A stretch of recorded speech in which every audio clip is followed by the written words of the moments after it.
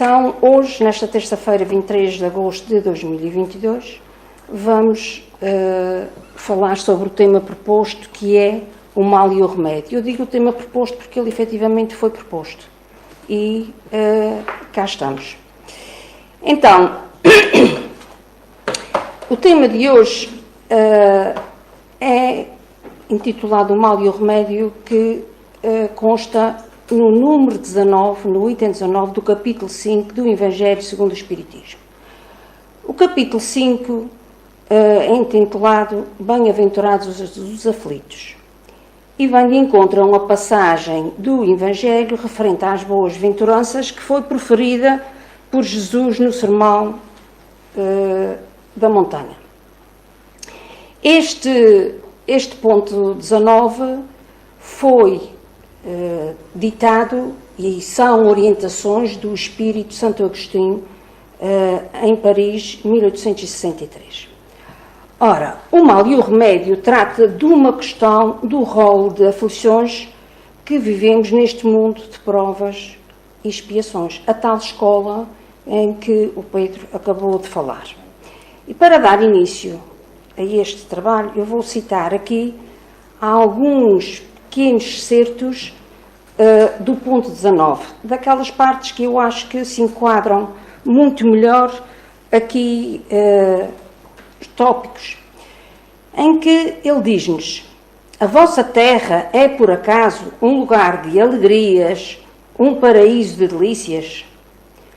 Vós que nele vieste viver, esperai, portanto, lágrimas ardentes, penas amargas, e quanto mais e profundas forem as vossas dores, voltai os olhos para o céu e bendizei o Senhor por vos ter querido provar. E ele continua e diz-nos: imitai aquele que vos foi dado para exemplo. Estamos a falar de Jesus. E ele ainda continua a dizer: que remédios, pois, poderíamos dar aos que foram atingidos por obsessões cruéis e males pungentes? Um só remédio é infalível: a fé, voltar os olhos para o céu. Bom, então, já há 2000 anos, quando Jesus cá esteve, ele mostrava no seu dia-a-dia a importância de nós procurarmos perceber e conhecer a vida em profundidade. De acordo com isto, parece que o Evangelho foi mesmo escolhido, combinado com o tema. Jesus aproveitava todas as ocasiões no dia-a-dia para, sabiamente, através das suas parábolas, conversar com as pessoas e explicar os seus ensinamentos. E ele sinalizava das diversas formas. E ele disse: conhecereis a verdade e ela vos libertará. A profundidade do conhecimento da vida é também indicada por Leon Denis na obra O Porquê da Vida, em que ele nos diz que o mais importante de tudo é nós percebermos quem somos, de onde viemos, para onde é que vamos, o que é que nós fazemos aqui, porque é que sofremos, quais são os nossos destinos e que ideias temos nós do universo, e com essas ideias é que vamos fazer tomar o rumo da nossa vida. Ora, e para entender estas nossas aflições, Jesus também nos disse: a cada um segundo as suas obras.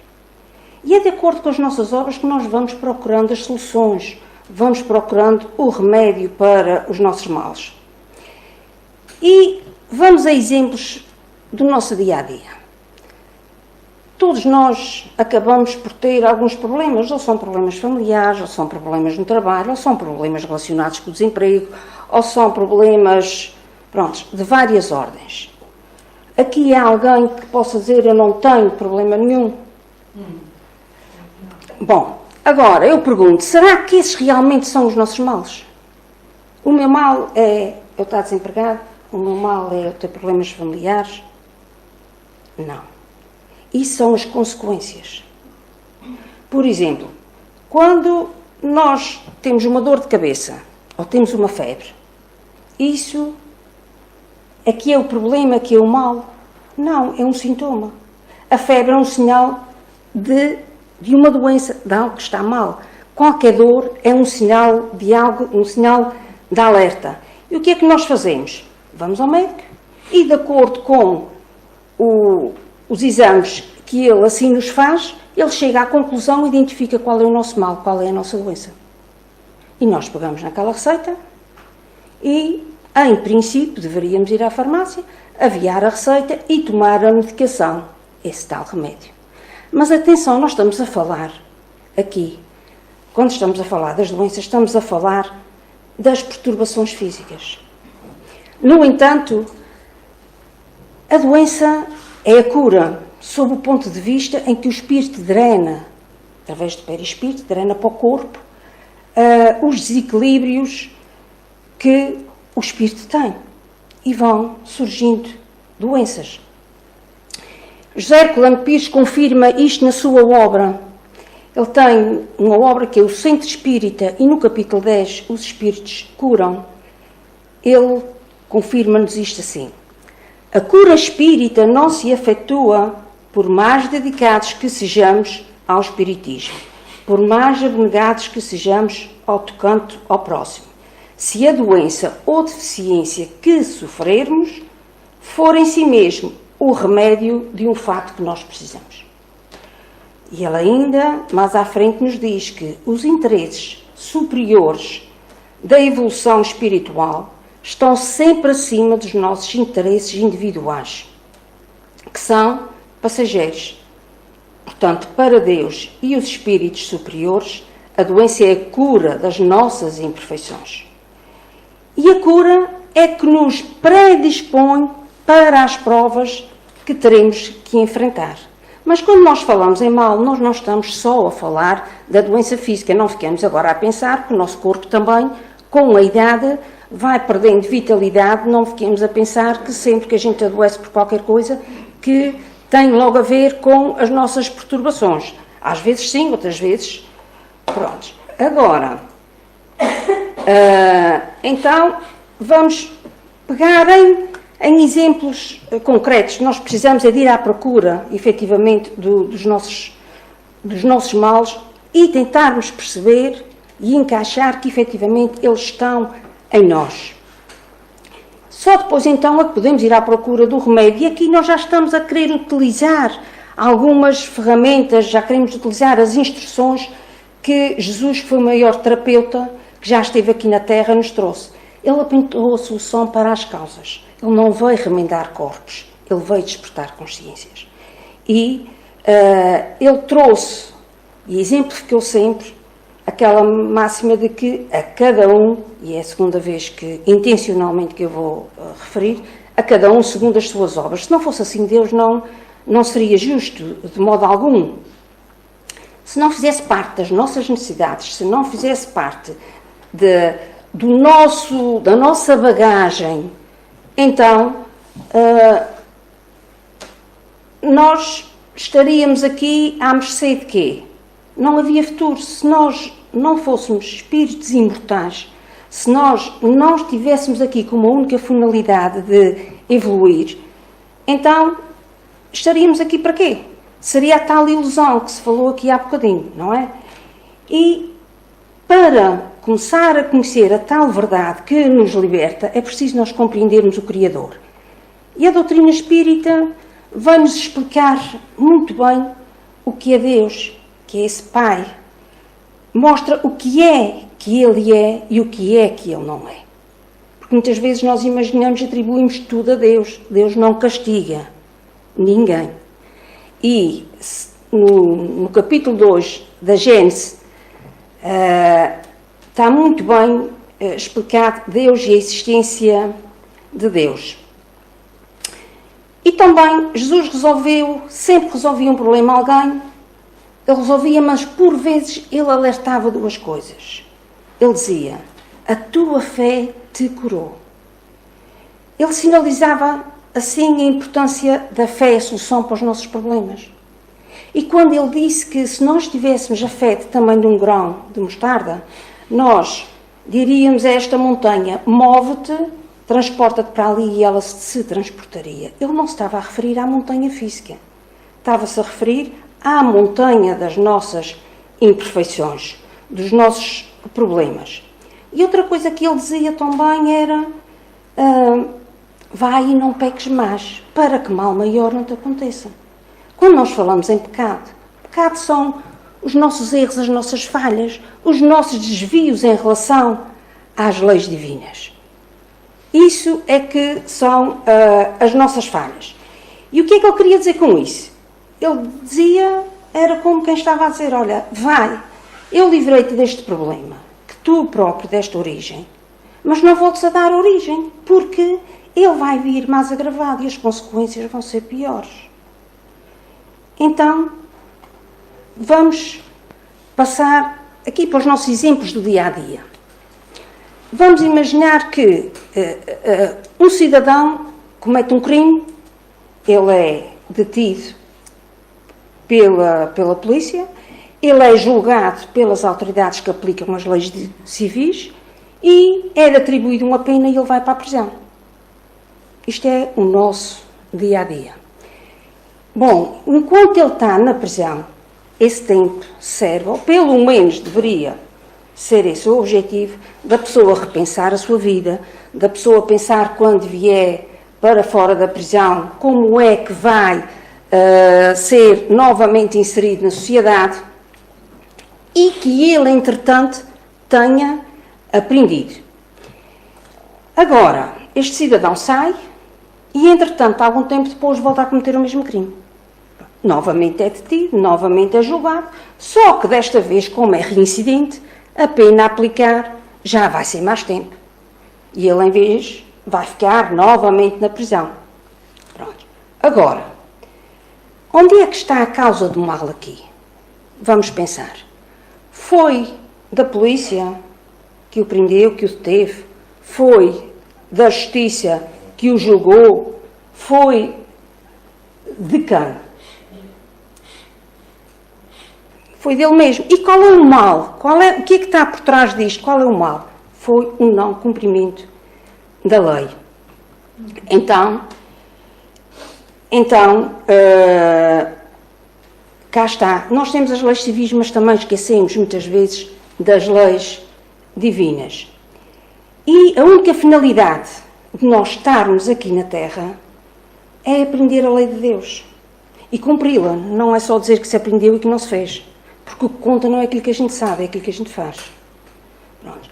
E não tem outra finalidade. Nós estamos aqui para aprender a lei do amor e por isso é que Jesus nos diz, está no Evangelho, que ele resume todos os nossos compromissos em amar a Deus sobre todas as coisas e ao próximo como a si mesmo.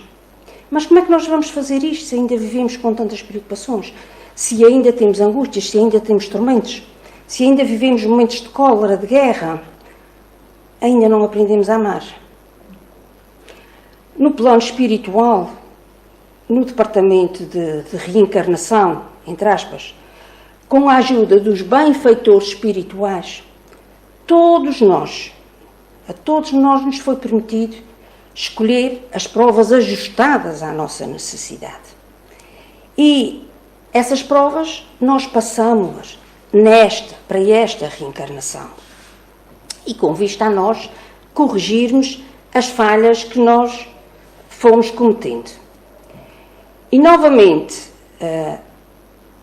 Leon Denis, ele diz-nos que, e agora vou citar, a imortalidade é semelhante a uma cadeia sem fim. Desenrola-se para cada um de nós na imensidade dos tempos. Cada existência liga-se pela frente e por trás, em existências distintas e diferentes, mas solidárias umas com as outras. E ele diz-nos, o futuro é a consequência do passado. Gradualmente o ser eleva-se e engrandece. São as tais lições, é a tal escola que efetivamente nós estamos cá é para aprender. Ele ainda diz que o espírito humano é livre, é responsável pelo seu próprio destino, é o artesão do seu próprio destino e que ele é que vai escolher o seu caminho. E as pedras e os espinhos que vai encontrando ao longo do seu caminho, isso vai servir para ele desenvolver habilidades, para ele desenvolver virtudes e para fortalecer a sua razão. Mas ainda podemos perguntar, mas então se é assim isto, se nós ainda temos dor, mas eu estou aqui e tenho as minhas provas, e se não escolho o caminho certo, como é que é? Vou entrar aqui num ciclo vicioso. Não nos esqueçamos que ninguém está desamparado. Os benfeitores que nos ajudaram a preparar a nossa vinda vão olhando por nós e vão nos ajudando. E nós temos o nosso espírito protetor, que não nos abandona. Assim, nós o queiramos ao pé de nós, porque há a lei divina, que é a lei da liberdade, que ele respeita. Nós podemos não respeitar, mas ele respeita. Basta nós querermos. Mas é preciso ter dor para aprendermos a amar. É preciso o cidadão ir preso para percebermos que é preciso cumprir a lei. E ainda um outro exemplo muito prático é relativamente ao trânsito. Nós, quando saímos de casa, se vamos conduzir, aliás, temos sempre na carteira a carta de condução, está sempre no tablier do carro, os documentos do carro, para quê? Para não sermos multados. Pronto. O mesmo se passa com as leis divinas. Temos que ter também as coisas legais. E não é preciso nós sermos multados porque estamos a falar ao telemóvel e a conduzir para perceber que é um risco e que estamos a pôr em risco a vida dos outros, não só a nossa, quando usamos o telemóvel. Mas muitas vezes o que nos faz não atender o telemóvel é o receio de sermos multadas. Bom, e Confúcio, que foi um pensador, um filósofo chinês, e os seus pensamentos traduzem importantes lições no âmbito da justiça, da sinceridade, da honestidade. Ele defendia que o pensamento era baseado em atitudes para se poder viver e conviver bem. E ele defendia que havia 3 maneiras de aprender. Uma delas era para reflexão. Ele dizia que era mais sábio usarmos a inteligência. Portanto, pela reflexão. Se eu estava a preparar e decidi convergir isso para aquilo que Paulo Tárcio dizia, que ele disse que tudo me é lícito, mas nem tudo me convém. Ora, este não me convém, quem é que decide? É a própria razão, a inteligência da pessoa. Portanto, a pessoa reflete para saber se quer ou não fazer. Uma segunda forma de aprendizagem, Confúcio diz que é pela imitação. Ou seja, nós vemos alguém que comete uma ação, tem um bom resultado, cometemos. Se o tal cidadão que comete um crime vai preso, então nós aí já, pela imitação, em princípio não o vamos fazer. E a terceira forma é pela experiência. Ele diz que é a forma mais amarga. Já ele dizia, a forma mais amarga. Mas agora pensamos, nós estamos aqui, nesta existência, e aprendemos, estamos a evoluir, aprendemos como? Pela reflexão, pela imitação ou pela experiência. Basta, cada um sabe de si. Ninguém se conhece melhor do que cada um a si. Pronto, o que é que nós sentimos, o que é que nós vivemos, as nossas perturbações, as nossas angústias, a nossa paz. E nós sabemos que todas estas dores, estas angústias, as tais pedras, os tais espinhos que nós vamos encontrando pelo caminho, que são situações justas e que vêm para o nosso bem. E aí, quando nós pensarmos, bom, eu sou um espírito imortal, eu estou aqui para evoluir, isto aconteceu, Jesus é o modelo, é o guia, portanto, o que é que eu tenho que aprender aqui? Não vale a pena reclamar, não vale a pena dizer que não queremos. É nosso. E se nós não aprendermos agora, vamos voltar mais tarde a aprender, para podermos conhecer também o remédio. E o remédio que estamos a falar é composto por várias virtudes, é o amor. É o amor que, quando nós agimos com amor, produzimos obra. E é essa obra que nos dá uma paz interior. E nós sabemos que, e todos nós conhecemos esta frase, que não é uma frase feita, é que Kardec já nos disse, fora da caridade não há salvação.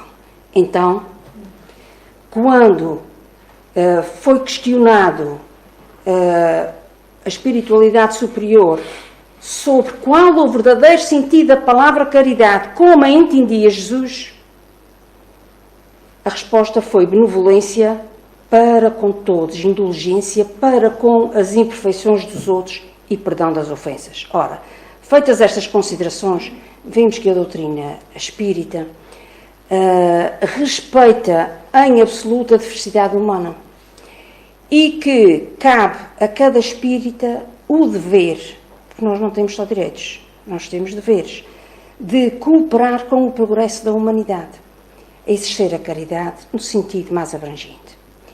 E então cabe-nos a nós desenvolver as virtudes, deixar de reclamar por tudo e por nada, porque até enquanto reclamamos não vemos a parte boa das coisas. Termos mais um bocadinho de paciência, mais um bocadinho de tolerância, de compreensão e por aí fora, pouco a pouco, até que se vai tornando cada vez mais um bocadinho de hábito. E praticar as lições de Jesus que nos foram trazidas no Evangelho, porque tudo aquilo que nós precisamos está naquele compêndio terapêutico. Então, se nós estamos na Terra, que é um planeta de provas e expiações, se esta é a nossa escola, então, onde é que está a sala de aulas? Está em casa, está no trabalho, está nos transportes públicos, está no centro espírita, está em todo o lado. E nós passamos mais tempo fora do centro espírita do que passamos dentro do centro espírita. E o que nós fazemos no nosso dia-a-dia, o modo como aplicamos aquilo que Jesus nos trouxe, é que faz de nós merecermos ou não, ou ser mais fácil ou mais difícil encontrar o tal remédio. Então, se nunca ouviram alguém dizer assim, eu estou na família errada, este trabalho não é para mim, isto não é o carro que eu quero, isto não são os amigos que eu quero, eu não pertenço aqui. Pronto. Deus errou? Não. Nós estamos onde precisamos. Nós estamos matriculados e com as lições certas que nós precisamos. E quando nós dizemos que o lar, o ambiente no lar, a harmonia no lar, porque nós passamos muito tempo dentro do nosso lar. E nós sabemos que uma casa é diferente de um lar, não é? E encontrei aqui uma citação que eu acho linda, que é no livro Jesus no Lar, psicografado por Francisco Canto Xavier, em que Jesus, numa bela passagem em casa de João Pedro, ele diz-nos: a paz no mundo começa sobre as telhas que nos acolhem.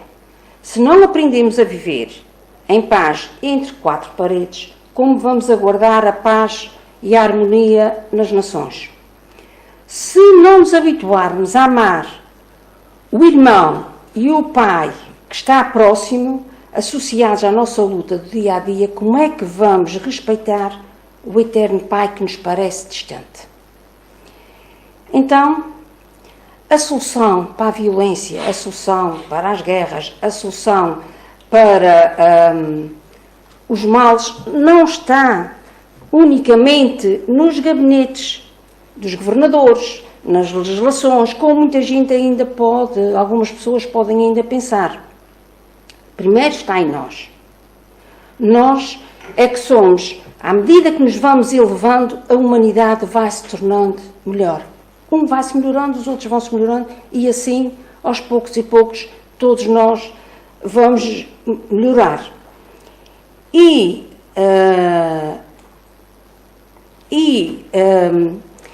Kardec já nos disse que ele havia antecipado que ia haver convulsões morais que abalariam o mundo.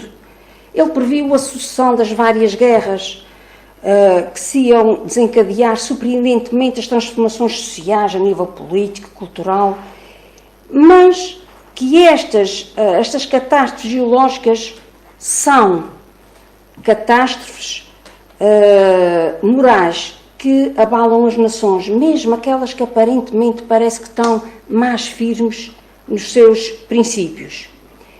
E ele disse-nos que o remédio indicado para a reconstrução do mundo seria a educação das novas gerações nos princípios da liberdade, igualdade e fraternidade. E então,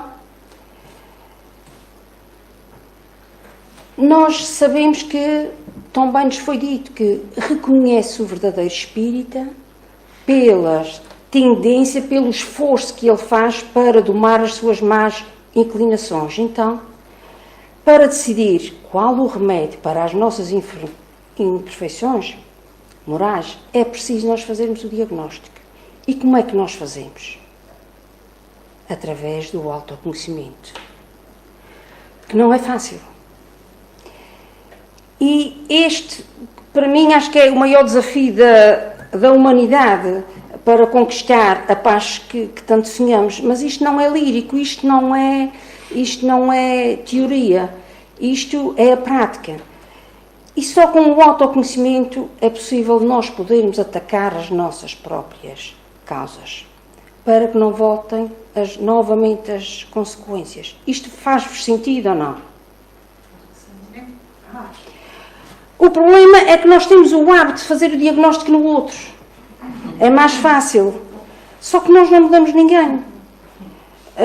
Nós temos que mudar é a nós. Olhemos para o outro e aprendemos também com o outro o que é que temos que mudar em nós. E quando olhamos para o outro, que olhemos para aqueles que estão à nossa guarda. Como, por exemplo, os filhos que foram postos à nossa guarda, porque eles não são nossos. E ouçamos o outro. Ouçamos o outro e, na questão 919 do Livro dos Espíritos, Santo Agostinho já nos diz: ouçamos o outro, não desprezar o que nos dizem os inimigos. Porque os amigos são aqueles que, mesmo por uma caridade que eles podem não se aperceber, têm a tendência para dourar a pílula, têm a tendência para não nos dizer efetivamente: olha, tu tens que melhorar aqui, ou ali, neste aspecto, no outro aspecto. Pronto. Agora, efetivamente, aquelas pessoas que não são, nós não convivemos tanto, não temos tanta proximidade assim, com tanta amizade, essas pessoas, sem os exageros, conseguem nos dizer mais assertivamente os nossos defeitos. Nós, quantas noites mal dormidas, às vezes angústias, problemas, quando nós temos, pode ser na mesa de cabeceira, podemos ter a receita, que o modo que acaba por ser, o modo como nós enfrentamos as situações, e para isso nós temos que sair da nossa zona de conforto para poder crescer. O Evangelho, se nós fizermos o Evangelho no lar, só quem faz. E ainda melhor do que quem faz, a quem faz, já parou temporariamente e voltou a fazer. Toda a harmonia que dá ajuda-nos. É uma questão de, como eu estou a dizer, não são palavras, não são frases feitas. Então, e quase no fim, esta denominação do capítulo 5, Bem-aventurados os aflitos, significa o quê? Significa que se queremos crescer, preparemos-nos. Temos as dores? Temos as aflições? Temos. Cada um tem que desenvolver as suas habilidades à sua maneira, respeitando o que é bom para si, sem prejudicar de modo nenhum o outro, tendo esse cuidado, se possível, que se cresça em conjunto. Portanto, o que aparentemente é o mais confortável pode não ser o melhor para nós. Nós podemos pôr por por atalhos, porque o caminho é mais próximo, mas pode se tornar mais longo, não é? Em conclusão, podemos dizer que a sabedoria divina colocou a lei do progresso na solução dos males do espírito. A consequência da prática do mal está diretamente ligada ao mal que se praticou. E isso garante que seja transitório o mal, que dura apenas o tempo necessário para nós progredirmos, para nós superarmos esse mal. Prossigamos então, sem perder a alegria de viver, mesmo nos momentos de dores e dificuldades. Nós temos a certeza que somos almas imortais. Nós temos a certeza que as dores vão passar. Nós temos a certeza que os males vão passar. As alegrias também, poucas que sejam, também vão passar. E isto, cada vez mais, vamos tendo menos dor à medida que vamos melhorando e vai chegar a uma altura em que vamos encontrar ser felizes. Mas não é para ainda. Faz parte. O Evangelho de Jesus, se vivido de uma forma clara, bem praticado, é o meio mais suave de conseguirmos sofrer com resignação. Então, para nós podermos crescer, para nós podermos evoluir, é necessário o autoconhecimento. Já o conselho do sábio Santo Agostinho, não é? É preciso o conhecimento. Conhece da verdade que ela te libertará. E é preciso a prática do bem, que é a lei do amor. Portanto, e termino lembrando que a doença é apenas, a doença física que nós conhecemos é apenas um chamamento, é apenas uma alerta de outras coisas que podem não estar bem. Eu posso precisar de tomar um medicamento para dormir por um determinado período de tempo, mas aquilo pode-me ajudar a equilibrar o sono numa fase mais perturbada da vida de uma pessoa. Mas não é aquele medicamento que vai resolver o problema. Portanto, o remédio, nós é que sabemos, cada um, quantas vezes nós vamos ao médico e vimos com a receita e dizemos assim, eu tenho em casa, diz aqui para tomar 16 comprimidos, eu tenho 10 em casa, não vou comprar porque isto dá-me de sobra. Pronto. E chega-se ao fim, não se ficou tratado e ainda achamos que o médico é que é mau. E vamos outra vez ao outro médico porque o outro... E ele receita a mesma coisa. Não vou comprar porque este receita a mesma coisa. Pronto. É a tal questão de termos o remédio que é o exemplo que Jesus nos trouxe. É a prática do dia-a-dia, é o modo de nós agirmos, é o modo de nós sentirmos, é o modo de nós nos tratarmos uns aos outros, porque sozinho ninguém evolui.